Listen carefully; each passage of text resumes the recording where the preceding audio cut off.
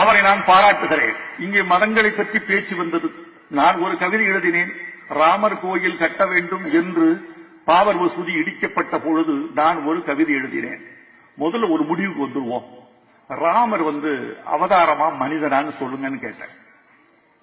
நான் சொல்றது மிக முக்கியமான இந்த சபையில் எந்த சபையில் எதை சொல்ல வேண்டும் என்றால் தான் அந்த சபையில் அது கருத்து நிலைக்கும்.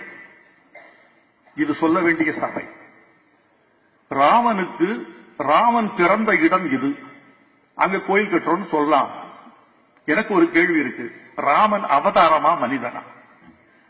அவதாரம் என்றால் மேலிருந்து கீழே இறங்குவது என்று பொருள். கர்ப்பத்தினால் அழுக்குப்படுத்தப்படாதவன் தான் அவதாரம். அவருக்கு இந்திரியம், கர்ப்பம் என்ற உபகரணங்கள் தேவையில்லை. அவன் வானத்திலிருந்து கீழே இறங்கி வருகிறான். அவன் அவதாரம் என்று சொன்னால் பிறக்காதவனுக்கு ஏன் பிறப்பிடம்? ராம அவதாரம் என்றால் பிறக்காதவனுக்கு எது பிறப்பிடம்? இல்லை. கோசலையின் வயிற்றுதித்தவன் சொல்லுங்க. தசரதனுக்கும் கோசலைக்கும் பிறந்தவன், வயிற்றுதித்தவன். அப்படி என்றால் வயிற்றிலிருந்து வந்தால் அவன் மனிதன். மனிதனுக்கு எதற்கு கோயில்?